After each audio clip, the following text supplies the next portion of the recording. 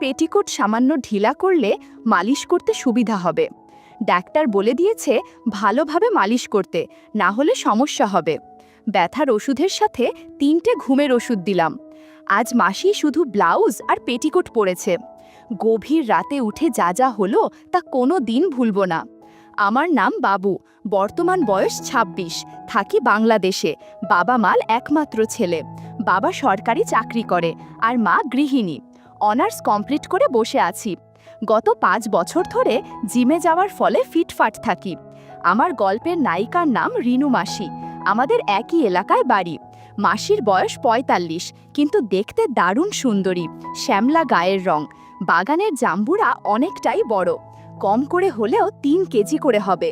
এলাকার যে কেউ তাকিয়ে থাকে জাম্বুরা খাওয়ার জন্য। মাসির 2টো ছেলে, বড় ছেলে বিবাহিত। ওহ, বলতে ভুলে গিয়েছি, রিনু মাসি বিধবা। মেশো গত হয়েছে প্রায় 5 বছর। বড় ছেলে চাকুরির সূত্রে বউ নিয়ে বিদেশ থাকে। ছোট ছেলেকে নিয়ে মাসি থাকে। ছোট ছেলেও চাকরিতে যোগ দিয়েছে কয়েক মাস হলো। মাসির সাথে আমার মায়ের খুব ভাব, সেই সূত্রে বাড়িতে প্রায় যাওয়া আসা হয় আমার। একদিন সকালে বাজারে যাওয়ার সময় মাসির বাড়িতে গেলাম, দেখলাম দরজা ভেজানো। হালকা ধাক্কা দিতেই খুলে গেল। আমি ভেতরে ঢুকলাম। মাসিকে ডাকতে যাব, তখনই শুনি বাথরুম থেকে জলের আওয়াজ। আমি তাড়াতাড়ি গিয়ে দরজাটা বন্ধ করে বাথরুমের দিকে এগোলাম, যদি কিছু দেখতে পাই। বাথরুমের বেড়ায় ফুটো থাকার দরুন কৌতূহলবশত চোখ রাখতেই অস্বস্তিতে পড়ে গেলাম। ভেতরে তাকিয়ে দেখি দড়িতে শাড়ি, ব্লাউজ, পেটিকোট ঝুলিয়ে রাখা, আর একপাশে একটা গামছা ঝুলানো। অন্যদিকে টিউবওয়েলের কাছে মাসি একটা ছোট টুলে বসে আছে, হাতে চিকন একটা শ্যাম্পুর বোতল, সেটা দিয়ে আজব কিছু করছে। একটু ভালো করে তাকাতেই দেখলাম ঘন কালো কুকরানো চুল, মনে হয় অনেক দিন চুল কাটে না। কিছুক্ষণ পর অদ্ভুত আওয়াজ শুনতে পেলাম। বন্ধুরা কিছু কথা বলেছিল যা ইউটিউবের কড়া নিয়মের কারণে সরাসরি বলা যাচ্ছে না। তোমরা কমেন্টে দেওয়া লিংক থেকে আমার ওয়েবসাইট ভিজিট করো, সেখানে একদম খোলামেলা গল্প দেয়া আছে। কি করব না করব বুঝে উঠতে পারছিলাম না। 5 মিনিট এভাবে চলার পর মাসি উঠে দাঁড়ালো, মনে হয় এখন স্নান করবে। আমিও তাড়াতাড়ি দরজা খুলে আগের মতো দরজাটা লাগিয়ে তাড়াতাড়ি বাড়িতে চলে গেলাম। গিয়ে মাসির কথা কল্পনা করতে শুরু করলাম। কোনোভাবেই মাসির কথা ভুলতে পারছিলাম না, আবার সুযোগও পাচ্ছিলাম না মাসিকে সান্ত্বনা দেয়ার। হঠাৎ একদিন শুনলাম ওনার ছোট ছেলে অফিসের ট্রেনিংয়ের জন্য 3 মাসের জন্য ঢাকা থাকতে হবে। মাসি এবং দাদা টেনশন করতে লাগলো, কারণ মাসি বাড়িতে একা থাকবে কিভাবে। তাই আমার মাকে ডেকে নিয়ে গেল। মা মাসিকে আমাদের সাথে থাকার জন্য বলেছিল, কিন্তু মাসি রাজি হলো না। শেষে ঠিক হলো আমি রাতে ওনার বাড়িতে থাকব। আমি এসব বিষয়ে অবগত হলাম মা বাড়িতে আসার পর। মনে মনে খুশি হলেও মাকে বুঝতে দিলাম না। মন খারাপ করে বসে থাকতে দেখে মা বলল, জানি তুই থাকতে চাইছিস না, কিন্তু দেখ একা একটা মহিলা কিভাবে থাকবে। আমার জন্য হলেও এই কষ্টটা কর বাবা। মাকে হাসি মুখে বললাম, ঠিক আছে। তারপর দিন মাসির বাড়িতে গেলাম। দাদা ছিল বাড়িতে, মাসি রান্না করছিল। আমাকে দেখে মাসি একটা হাসি দিল। দাদা আমাকে বলল, আয় বস, আমার জন্য তোকে কষ্ট করতে হবে, তাই দুঃখিত। আসলে হঠাৎ কেমন জানি এটা হয়ে গেল। ভাই একটু মাকে দেখিস। আমি বললাম, দাদা কি যে বলো, এখানে কষ্ট কিসের, তুমি একদম টেনশন করো না, আমি মাসির খেয়াল রাখবো। মনে মনে বললাম, একটু বেশি খেয়াল রাখবো। এর 2 দিন পর দাদা চলে গেল। আমি দুপুরে বাড়ি ফেরার পর মা জানালো আজ থেকে ঘুমোতে যেতে হবে মাসির বাড়িতে। রাতের খাবার খেয়ে মাসির বাড়িতে গেলাম। দরজায় নক করতেই মাসি দরজা খুলে দিল। ভেতরে ঢুকে দেখি মাসি ভাত নিয়ে এসে আমার সামনে ফ্লোরে বসে পড়ল। আমি বাথরুমে গিয়ে কাপড় চেঞ্জ করে একটা হাফ প্যান্ট পরে বের হলাম। এসে দেখি ভাত বাড়ার সময় মাসির শাড়ি কিছুটা অগোছালো হয়ে গেছে। মাসি আমার দিকে তাকিয়ে বলছে, তুই জিম করিস বলেই সবসময় ফিট থাকিস। তারপর মিনমিন করে কি জানি বলল, আমি শুনতে পেলাম না। আমিও গুরুত্ব না দিয়ে টিভি দেখতে লাগলাম। মাসির খাওয়া হলে কিছুক্ষণ পর ঘুমোতে ডাকলো। আমি গিয়ে দেখি মাসির রুমে আমার ঘুমানোর ব্যবস্থা করা হয়েছে। আমি মাসিকে জিজ্ঞেস করলাম, তুমি কোথায় শোবে? মাসি বলল, কেন এখানেই, তোর কোনো সমস্যা থাকলে তুই সুমনের রুমে ঘুমাতে পারিস। আমি বললাম, আরে না না, কোনো সমস্যা হবে না। মাসিকে জিজ্ঞেস করলাম, আসলে আমি ভাবলাম তুমি আমাকে বিছানায় রেখে তুমি নিচে ঘুমাবে, আর তা আমার মোটেও ভালো লাগবে না, কারণ আমার কারণে তোমার কষ্ট হোক সেটা চাই না। মাসি দেখলাম খুব খুশি আমার কথা শুনে। মাসি লাইট নিভিয়ে ড্রিম লাইট চালিয়ে আমার পাশে শুয়ে পড়ল। আমার ঘুম আসছিল না, তাই মাসির সাথে গল্প করতে লাগলাম। কখন ঘুমিয়ে পড়লাম জানি না। হঠাৎ মাসির একটা হাত আমার গায়ে পড়ায় ঘুম ভেঙে গেল। চোখ খুলে দেখলাম মাসি ঘুমের ঘোরে এরকম করেছে। এক পাশ হয়ে শুয়ে থাকার কারণে মাসির শাড়ি এলোমেলো হয়ে গেছে। মাথায় অনেক কিছু চিন্তা আসছিল, কিন্তু তা করতে পারলাম না। এদিকে জাদুর লাঠি কেমন যেন করছে। আমি উঠে বাথরুমে চলে গেলাম। কিছুক্ষণ মাসিকে কল্পনা করে ফিরে এলাম। সকালে ঘুম ভেঙে দেখি মাসি নেই পাশে। উঠে ফ্রেশ হয়ে বাসায় ফেরার জন্য রেডি হচ্ছিলাম, দেখি মাসি চা নিয়ে এলো। বলল, কোথায় যাচ্ছিস? আমি বললাম, বাড়িতে যাব। মাসি বলল, থাক না কিছুক্ষণ, বাড়িতে গিয়ে কি করবি? নাকি আমার কাছে থাকতে তোর অসুবিধে হচ্ছে? আমি বললাম, কি যে বলো না, আমারও ভালো লেগেছে কালকে তোমার সাথে গল্প করে। আচ্ছা মাসি, তোমার একা থাকতে ভালো লাগে? মেশো গত হওয়ার পর তো তুমি একদম একা হয়ে গেলে। বড় দাদা তো বাইরে থাকে, ছোট দাদাও জব নিয়ে ব্যস্ত। তোমার সময় কাটে কিভাবে? মাসি দেখলাম চুপ হয়ে গেল। তখন বললাম, দুঃখিত, আমি বুঝিনি তুমি আমার কথায় কষ্ট পাবে। আমি তোমাকে কষ্ট দিতে চাইনি। তখন মাসি বলল, আসলে কি বলবো, তোর মেশো মারা যাওয়ার পর থেকে খুব একাকিত্ব অনুভব করি। তোর মেশো মারা যাওয়ার আগে কত জায়গায় বেড়াতে যেতাম, কিন্তু তোর মেশো মারা যাওয়ার পর একা হয়ে গেলাম আর ঘর বন্দি হয়ে গেলাম। এই কথা বলে মাসি কাঁদতে লাগলো। আমি মাসিকে সান্ত্বনা দিলাম। আমি মাসির চোখ মুছে দিয়ে বললাম, তুমি কাঁদলে আমি কিন্তু আর আসবো না, কারণ তোমার চোখের জল আমার ভালো লাগছে না। মাসি আমার দিকে তাকিয়ে কান্না থামিয়ে চোখ মুছতে মুছতে বলল, দেখ তোর চাটা তো খাওয়াই হলো না। আমি বললাম, থাক, আমি খেয়ে নিচ্ছি। মাসি কিছুক্ষণ পর এসে বলল, উনি স্নানে যাচ্ছে, আসার পর যেন আমি যাই। আমি এই সুযোগটা হাতছাড়া করতে চাই না, তাই বললাম, তুমি যাও, আমি টিভি দেখি ততক্ষণ। মাসি কলতলায় ঢোকার কিছুক্ষণ পর আমি গিয়ে সেখানে চলে গেলাম। দেড়ার ফুটো দিয়ে দেখলাম সাবান ব্যবহার করছে। আমি এই সুযোগে মোবাইলটা বের করে সাইলেন্ট করে সমস্ত ঘটনা ক্যামেরাবন্দি করে নিলাম। সেদিনের মতো মাসি আজও একই কাজ করছে, তবে আজ শ্যাম্পুর বোতলটা নেই, আজ একটা মূলো নিয়ে এসেছে। আমি চুপ দাঁড়িয়ে রইলাম। যখন প্রায় শেষের দিকে, তখন আমি ভিডিও বন্ধ করে টিভির রুমে গিয়ে টিভি দেখতে লাগলাম। কিছুক্ষণ পর মাসি বের হতে গিয়ে পা পিছলে পড়ে গেল। আমি তাড়াতাড়ি মাসিকে ধরে তুলতে গিয়ে গাছের জাম্বুরার সাথে ধাক্কা লাগলো, তবুও সেদিকে খেয়াল করলাম না। মাসিকে কোলে নিয়ে বিছানায় বসালাম। জিজ্ঞেস করলাম, কিভাবে পড়লে আর ব্যথা কোথায় পেলে? মাসি বলল, জানি না রে, বাথরুম থেকে বেরোতেই পা পিছলে পড়ে গেলাম আর কোমরে ব্যথা পেলাম। আমি বললাম, তুমি শুয়ে থাকো, আমি আসছি।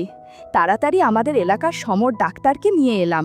উনি মাসিকে দেখে একটা মলম আর কিছু ওষুধ লিখে দিল, আর বলল মলমটা ভালো করে কোমরে মালিশ করতে, আর 2 দিন পর একটা এক্সরে করে নিতে। মাকে ফোন করে সব বললাম। মা আসতেই আমি ওষুধ নিতে চলে গেলাম। ফিরে আসতেই মা বলল, তুই এখানে থাক, আমি ফোন করলে তোর আর মাসির খাবারটা নিয়ে আসবি। আমি মাথা নেড়ে হ্যাঁ বললাম। মা যেতেই আমি দরজা বন্ধ করে মাসির পাশে এসে বসলাম। মাসিকে জিজ্ঞেস করলাম, এখন কেমন লাগছে? বলল, খুব ব্যথা করছে রে। আমি বললাম, দেখি, আমি মালিশ করে দিচ্ছি, ভালো লাগবে। বলল, না না, আমি করে নেব, তুই আমাকে মলমটা দে। আমি নিরাশ হয়ে মাসিকে মলমটা দিলাম, কিন্তু ব্যথার কারণে মাসি ভালো করে মলম নিতে পারছে না। আমার দিকে তাকাতেই বললাম, কেন? তখন তো খুব বড় মুখ করে বলেছিলে। মাসি বলল, আমার কেমন যেন লাগছে। আমি বললাম, আমি যদি কাউকে না বলি তাহলে তো সমস্যা নেই, নাকি আমি পর কেউ? এই কথা বলতেই মাসি আমার হাত ধরে বলল, না রে, আসলে তোকে আর কষ্ট দিতে চাইছি না, অনেক তো করলি আমার জন্য। আমি বললাম, আর কিছু বলবে? দেখি, এবার মলমটা লাগিয়ে দি, দেখবে ভালো লাগবে। এটা বলে মলম লাগিয়ে মালিশ করতে লাগলাম, কিন্তু পেটিকোটের কারণে মালিশ করা যাচ্ছিল না। আমি বললাম, তুমি সামান্য ঢিল করে দাও, নয়তো কোমরে ব্যথা থেকে যাবে, আর তখন তোমারই সমস্যা বাড়বে। আর ডাক্তার বলেছে ব্যথা না কমলে ইঞ্জেকশন দিতে হবে প্রতিদিন 3টে। মাসি তখন ভয়ে বলল, না না, তাহলে তুই মালিশ করে দে। এই বলে মাসি পেটিকোট ঢিলা করে নিল। আমি সাবধানে মলম দিয়ে মালিশ করে দিলাম। এমন সময় হঠাৎ ফোনটা বেজে উঠতেই দেখি মা ফোন করেছে। বলল, বাড়িতে আয়, তোর আর মাসির খাবারগুলো নিয়ে যা। আমি মাসিকে বললাম, মাসি, আমি খাবার নিয়ে আসছি, তুমি শুয়ে থাকো। আমি দরজায় তালা লাগিয়ে বাড়িতে চলে গেলাম। মাঠ থেকে খাবারের ব্যাগটা নিয়ে মাসির বাড়িতে চলে গেলাম। তালা খুলে ভিতরে ঢুকে দেখি মাসি ঘুমিয়ে পড়েছে। আমি দাঁড়িয়ে কিছুক্ষণ মাসিকে দেখতে শুরু করলাম আর হাতে নারকেল তেল নিলাম যাতে বিশেষ কাজ করতে পারি। কিছুক্ষণ পর রুম থেকে বের হয়ে দরজার সামনে এসে দরজাটা এমনভাবে বন্ধ করলাম যাতে মাসি জেগে যায়। ভিতরে ঢুকে দেখি মাসি জেগে আছে। আমি গিয়ে থালা এনে মাসিকে বসিয়ে দিলাম আর থালাতে ভাত দিলাম খাওয়ার জন্য। কিন্তু মাসির বসতে কষ্ট হচ্ছিল দেখে মাসিকে ধরে দেওয়ালে হেলান দিয়ে বসালাম। মাসি ব্লাউজ আর পেটিকোট পরে আছে। হেলান দিয়ে বসার কারণে কেমন যেন লাগছিল। এরপর মাসি খাবার খেতে শুরু করলো আর আমি গাছের জাম্বুরার দিকে তাকিয়েছিলাম। মাসি কিছুটা আঁচ করতে পারলেও নিরুপায়। মাসিকে বললাম, আমি খাইয়ে দিচ্ছি। মাসি না না বললেও পরে রাজি হলো। খাবার খাইয়ে মাসিকে বললাম, আমি জিমে যাব, কোনো প্রয়োজন হলে আমাকে ফোন করবে। আমি আবার দরজায় তালা দিয়ে বাড়িতে গিয়ে জিমের ব্যাগ নিয়ে বের হয়ে গেলাম। জিমে ঢুকতেই মাসির ফোন। আমি বললাম, মাসি বলো। মাসি বলল, কতক্ষণ পর আসবো? আমি বললাম, এইমাত্র এলাম, 1.5 ঘন্টা পর চলে আসবো। জিম করতে করতে মাসির 3 বার ফোন এলো। তারপর ফোন করতেই মাসি বলল, আর কতক্ষণ লাগবে তোর? আমার ভালো লাগছে না, তুই তাড়াতাড়ি চলে আয়। আমি বললাম, কি হয়েছে, কোনো সমস্যা? তখন বলল, না তেমন না, তবে বাথরুম যাওয়া দরকার, কিন্তু আমি উঠতেই পারছি না। আমি বললাম, আচ্ছা, আমি 10 মিনিটের মধ্যে আসছি। আমি তাড়াতাড়ি মাসির বাড়িতে গেলাম। মাসিকে সাপোর্ট দিয়ে বাথরুমে নিয়ে গেলাম। একটু পর আবার মাসিকে এনে বিছানায় শুইয়ে দিয়ে স্নান করতে গেলাম। স্নান সেরে বের হওয়ার সময় গামছা পরে বের হলাম। মাসি দেখলাম আমার দিকে তাকিয়ে আছে। আমি বললাম, কি দেখছো? মাসি বলল, তুই অনেক হ্যান্ডসাম আর শক্তিশালী, তবুও একটা মেয়ে বন্ধু নেই। এটা বলেই মাসি খিলখিল হাসছিল। সুযোগ বুঝে বললাম, তুমিও তো বন্ধু হতে পারো। কথাটা শুনে মাসি চুপ হয়ে গেল। হয়তো তার ইচ্ছে আছে, কিন্তু কিছুই বলতে পারছে না। ঘরের মধ্যে নীরবতা নিয়ে এলো। সন্ধ্যায় মাসিকে চা করে খাওয়ালাম। এভাবে গল্প করে সময়টা কাটাতে লাগলাম। রাতে বাড়িতে যাওয়ার পথে মেডিসিনের দোকানে গিয়ে 4টে ঘুমের ওষুধ নিলাম। তারপর বাড়িতে গিয়ে খাবার নিয়ে দুজনে খাবার খেয়ে নিলাম। মাসিকে ব্যথার ওষুধের সাথে 2টো ঘুমের ওষুধ দিলাম। মাসি খাওয়ার পর বললাম, তোমার ব্যথা কমেছে নাকি? মাসি বলল, কিছুটা। এরপর আমি আরেকবার মলম দিলে পুরোপুরি সুস্থ হয়ে যাবে। আমি মালিশ করতে করতে মাসির সাথে গল্প করছিলাম। মাসি প্রথমে কথা বললেও পরবর্তীতে হুম হুম বলতে বলতে আর এক পর্যায়ে চুপ হয়ে গেল। আমি উঠে লাইট নিভিয়ে মোবাইলের লাইট জ্বালিয়ে কিছুক্ষণ অপেক্ষা করে মাসিকে ডাকলাম। মাসির কোনো সাড়া শব্দ নেই। বুঝতে পারলাম ঘুমিয়ে পড়েছে। এখন গান বাজনা করা যাবে। আমি ধীরে ধীরে তবলা 2টো হাতে নিয়ে কিছুক্ষণ বাজাতে শুরু করলাম। অনেক ভালো লাগছিল আমার। একটু পর মাসি নড়ে বসল। মনে হলে ঘুম ভেঙে গেছে, তাই তবলা বাজানো বন্ধ করে সরে গেলাম। দেখলাম মাসির কোনো সাড়া শব্দ নেই। অনেক ক্ষুধা লাগার কারণে গুড়ের খুঁটি থেকে গুড় খেলাম, কিন্তু চুলের কারণে বারবার অস্বস্তি হচ্ছিল। গুড় খেতে খেতে গান বাজনা করে অনেক রাত হয়ে এলো। সব কিছু ঠিকঠাক করে ঘুমিয়ে পড়লাম। সকালে আমার ঘুম ভাঙলে দেখি মাসি এখনো ঘুমে। মাসির দিকে তাকাতেই কাল রাতের ঘটনাগুলো মনে পড়ে গেল। একটা বুদ্ধি মাথায় এলো। আমি জাদুর লাঠি বের করে চোখ হালকা বন্ধ করলাম। দেখলাম মাসি ঘুম থেকে উঠেছে আর আমার দিকে তাকিয়েছে। মনে হলো মাসি চমকে উঠেছে, এক পলকে তাকিয়ে রইল। আমি মনে মনে খুশি হলাম, যাক, আমার প্রথম পরিকল্পনা কাজে দিয়েছে। কিছুক্ষণ পর আমি উঠতেই মাসি দেখলাম চোখ বন্ধ করে নিল। আমি উঠে বাথরুমে গিয়ে ফ্রেশ হয়ে নিলাম। তারপর রান্নাঘরে গিয়ে চা বসিয়ে মাসিকে ডাকতে আসলাম। মাসি চোখ খুলে আমার দিকে তাকিয়ে রইল। বললাম, বাব্বা, এত ঘুম তোমার? বলল, কোথায় আর ঘুমালাম, সারা রাত তো তোর জ্বালায় ঘুমাতে পারলাম না। আমি ভয় পেয়ে গেলাম। তার মানে মাসি কাল রাতের ঘটনা সব জানে। তারপরও ভয়ে ভয়ে জিজ্ঞেস করলাম, আমি কি করেছি? বলল, তুই কালকে ঘুমের ঘোরে হাত পা যেভাবে নাড়াচ্ছিলে তাতে কিভাবে ঘুমাবো? বুঝলাম, মাসি বানিয়ে কথা বলছে। তাই বললাম, আসলে মাসি, বাড়িতে তো আমি একা ঘুমাই। মাসি বলল, তোর হাতে জাদু আছে, আজ ব্যথা একটু কম মনে হচ্ছে। ঘড়িতে দেখি তখন 10টা। এদিক ওদিক কথা বলে সময় কাটাচ্ছিলাম। মাসি বলল, সেই কাল থেকে ব্লাউজ পেটিকোট পরে আছি, এখন স্নান করব। তাই আলনা থেকে মাসির কাপড়গুলো বের করে বাথরুমে রেখে মাসিকে নিয়ে যেতে বলল। আমি মাসির কথা মতো সব বের করে বাথরুমে রেখে বালতিতে জল ভরে দিলাম। টুল খুঁজে না পেয়ে একটা চেয়ার নিয়ে রাখলাম। তারপর মাসিকে নিয়ে বাথরুমে নিতেই বলল, চেয়ার কেন? বললাম, তুমি চেয়ারে বসে স্নান সেরে নাও, আমি তোমার রুমে আছি, স্নান শেষ হলে ডেকো। এই বলে দরজাটা টেনে বেরিয়ে এলাম। কিছুক্ষণ যেতেই আবার আওয়াজ পেলাম। দরজা খুলে দেখি চেয়ার সহ মাসি মাটিতে পড়ে আছে, সব কিছু এলোমেলো। আমি ওভাবেই মাসিকে ঘরে আনলাম। মাসি লজ্জায় কোনো কথা বলতে পারছে না। আমি তাড়াতাড়ি গিয়ে কাপড় এনে মাসিকে দিলাম। মাসিকে বললাম, তুমি জামাকাপড় পরে নাও। মাসি বলল, ব্যথার কারণে জামাকাপড় পরতে পারবে না। আমি বললাম, ম্যাক্সি আছে বাড়িতে? মাসি, হ্যাঁ আছে, আলমারিতে দ্বিতীয় তাকে। মাসিকে ম্যাক্সি দিয়ে বললাম, তুমি তৈরি হয়ে নাও, আমি অটোরিকশা নিয়ে আসি, ডাক্তারের কাছে যেতে হবে, এক্স-রে করাতে হবে। মাসি বলল, একটু তাড়াতাড়ি আসিস। কিছুক্ষণ পর অটোরিকশা এনে মাসিকে নিয়ে চলে গেলাম ডাক্তারের কাছে। ডাক্তার এক্স-রে করে বলল, সাংঘাতিক কোনো ইনজুরি হয়নি, একটু ব্যথা পেয়েছে, এই ওষুধগুলো খেলে ঠিক হয়ে যাবে। আমরা ওষুধ কিনে বাড়িতে চলে এলাম। রাতে যখন মলম দিচ্ছিলাম তখন আমার বন্ধু ফোন করলো। আমি ফোন রিসিভ করে লাউডস্পিকার অন করে মালিশ করতে করতে হ্যালো বললাম।